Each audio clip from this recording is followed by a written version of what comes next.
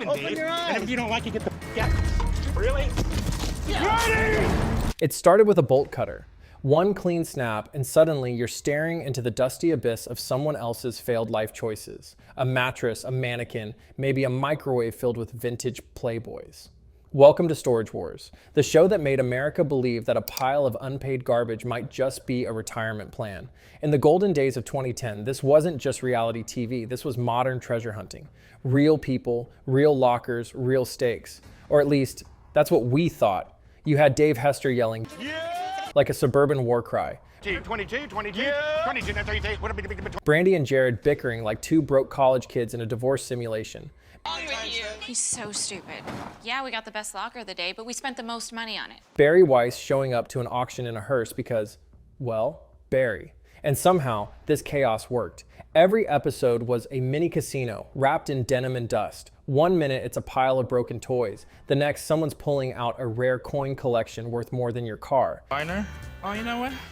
These are all coins from... Prisons? Whoops. Back then, Storage Wars was raw, unpredictable, and just trashy enough to feel like a guilty pleasure instead of a full-blown shame spiral.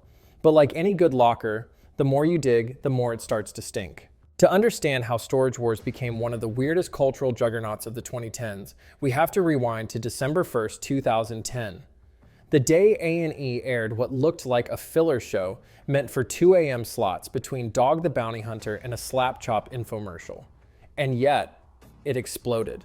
Because Storage Wars had one thing that Recession-era viewers craved, the illusion of possibility. Behind every steel door could be treasure, tragedy, or a taxidermied raccoon in a tutu, which yes, actually happened. But why did it land so hard, so fast? Simple, timing. America was still reeling from the Great Recession. Foreclosures were everywhere. People were broke. Hope felt like a luxury item. The idea that an average Joe could drop $300 on a dusty locker and walk away with a Rolex, a samurai sword, and a stack of mint-condition comics, that was catnip. It wasn't just TV, it was financial fantasy therapy. Storage Wars tapped directly into that hustle-core dream. No degree, no resume, just guts and a flashlight. And the cast absolutely unhinged in the best way. Dave Hester, the human foghorn yelling, "Yeah!" like someone dared him to out-annoy a car alarm. Daryl Sheets betting on lockers like he was on a bender in Reno. Yes! Bam! Oh my God. We could be talking a month. Brandy and Jared fighting like broke newlyweds. And Barry Weiss, a walking flea market with the confidence of a Vegas magician on his third espresso. Every episode offered a dopamine hit of unpredictability. One locker held antique jukeboxes, the next just 400 pounds of expired mayonnaise. It didn't matter. We were addicted to the maybe. By season 2, Storage Wars was A&E's biggest hit. Over 5 million viewers tuned in for the premiere. That's borderline Super Bowl territory. If the Super Bowl involved middle-aged resellers in cargo shorts screaming over broken lava lamps. So A&E did what any network would do when they catch lightning in a thrift store, franchise it into oblivion. Suddenly there was Storage Wars, Texas, New York, Canada, France, because apparently the world needed to see a man in Quebec argue over a box of curling trophies. Even Barry got a spinoff. I don't need to know what's in there. I get a feel. Get me the Kraken. Buried Treasure. Basically Antiques Roadshow on edibles, starring your weird uncle in leather gloves. For a hot second, Storage Wars wasn't just a show. It was a movement. Auction houses saw amateur bidders flood in. Lockers that used to go for $50 were now hitting $500 because everyone thought they'd find their own golden microwave. It was like the gold rush, except instead of gold, people were digging for Beanie Babies and expired tax returns. And somehow, it worked, because Storage Wars turned junk into hope. It gave failure a price tag, and it dangled just enough magic to make you believe maybe you could get rich off someone else's forgotten life. I'm a connoisseur of confections. We got a lot of money to make up on this locker. But then, like most things that shine too fast, the cracks started showing. It didn't fall apart all at once. At first, it was just little things. A locker with a $90,000 Elvis memorabilia collection? Kind of sus. A perfectly arranged antique jukebox, untouched and gleaming, sitting right next to some moldy Christmas tinsel. Really? Fans started noticing the patterns. The finds were getting weirder, the casts louder, and every episode ended with someone miraculously pulling a minor fortune out of a dented filing cabinet. Then Dave Hester dropped the bomb. In 2012, Mr. filed a lawsuit against A&E, claiming the show was, in his words, rigged. Not kind of fake, but fully staged. According to Hester, producers were salting lockers, placing high-value items into units ahead of time to hype the drama. You know, like a magician hiding a dove in his sleeve. Except instead of a dove, it was vintage comics, gold coins, or a full samurai armor set. All right, we got a big old nice unit here. Here we go. And how much money? What's your pleasure? What are you going to pay us in? I got 20, not 20. He also claimed producers secretly gave money to weaker cast members so they could bid higher, just to keep the rivalries spicy. Imagine losing a locker to someone who just got Venmo'd by the showrunner. Brutal. A&E clapped back hard. They didn't exactly deny the claims, but instead pulled the entertainment card, claiming the show was protected by the First Amendment. Translation, we can fake it. You just can't sue us for believing it. They admitted some dialogue was scripted, that items were occasionally rearranged, but they denied full-on fakery. A weirdly specific half-confession, like saying, we didn't cheat on the test, we just reorganized the answers. Eventually, Hester settled and, plot twist, returned to the show in 2014. Yep, the guy who exposed the magic trick walked right back on stage. And just like that, Storage Wars crossed from reality TV into full soap opera territory. After that, the cracks were hard to ignore. Fans became skeptics. The treasure hunt started feeling more like treasure theater. The stakes? Manufactured. The rivalries? Rehearsed.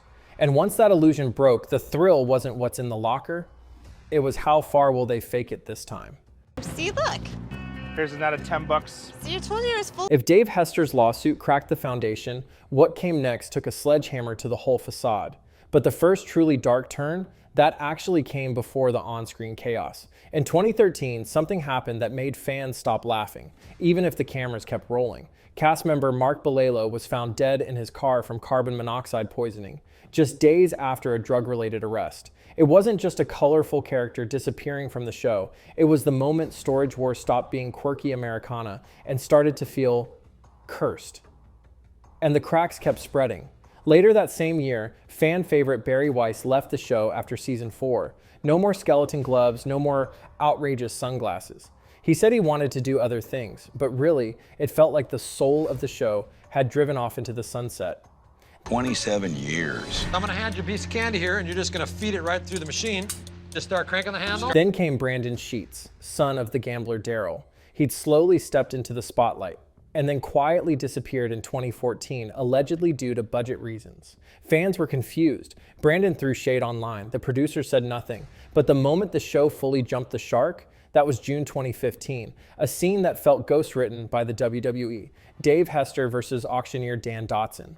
The cause? A skipped bid. The result? A parking lot brawl with redneck WrestleMania energy. Rumors say producers told Hester to confront Dotson. Instead of tension, we got blood, screaming, flailing fists, and Laura Dotson getting tossed like an NPC in GTA.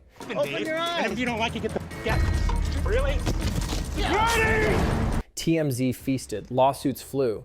And we, the audience, we weren't shocked. We were entertained. Because by now, Storage Wars wasn't about the lockers anymore. The real treasure was the off-screen dysfunction. And it didn't stop. In 2018, the most unbelievable Storage Wars moment ever happened, and the show missed it entirely. A couple bought a locker from Dan Dotson for $500. Inside was a safe. Inside the safe, $7.5 million in cash. Yes, $7.5 million. And Storage Wars missed it. No dramatic zooms, no fake gasps, just real life without the reality crew. That says everything. The most jaw-dropping event in the show's history wasn't even on the show. Meanwhile, what was on screen got darker, messier, and honestly, sad. By 2021, Brandi and Jared had gone from lovable to toxic. Their breakup became part of the show. Weeks later, Jared was arrested for allegedly shoving Brandi during a bar fight. Storage Wars wasn't just scripted drama anymore. It had become true crime. No one was watching for antiques, they were watching for incidents. What started as blue-collar chaos became a circus of lawsuits and viral meltdowns. By the end, Storage Wars wasn't digging through junk for treasure, it was digging through itself. And as Brandi would probably put it, another one bites the dust, baby. Backpacks? Good ones. Well, they're 20 bucks a piece. Once upon a time, Storage Wars felt scrappy and unpredictable, a wild bet wrapped in denim and drama. Now, it's the TV equivalent of a slot machine with a sticky lever and no payout. Let's be real, no one's watching for what's in the lockers anymore. Why? Because it's always one of three things. 1, random and worthless junk. 2, suspiciously valuable item that's just there. And 3, Daryl Sheets pretending to care. Gone is the thrill of discovery. Every episode follows the same tired beats. Dramatic music swells, someone stares at a box like it contains the Ark of the Covenant, and then, surprise, it's a toaster from 1994. Wow, this dresser is exquisite. Look at the carving on it. The tension that made early seasons exciting, replaced by scripted bickering and overproduced stare-downs. What once felt chaotic now feels choreographed. You can practically see the editing timeline in the cast's eyes. The characters have become caricatures of themselves. Dave still yells, "Yeah," but it lands like a dad quoting Anchorman in 2025. Brandy's trying, sure, but every locker full of bowling trophies looks like it's draining her will to live. Barry came back, but even he seems like he's wondering where the weird went. Jared's gone, for let's say, legally sound reasons. And the spin-offs? All DOA. Storage Wars, Texas, dead. Storage Wars, New York, buried. At some point, A&E tried to milk the franchise like it was still 2012, but forgot that nostalgia dries up fast when the product doesn't evolve. Meanwhile, online, the show has morphed into meme material. Dave's became an ironic TikTok soundbite. There it is. His face. Reddit threads dissect every suspiciously perfect locker. Entire YouTube channels now exist solely to expose how unprofitable this lifestyle actually is. Spoiler, no one's retiring off a bin of Beanie Babies and VHS tapes of Matlock. And yet, the show keeps going, not because it's good, but because it's there, in the background, while you fold laundry, or spiral into an existential crisis. It's comfort junk.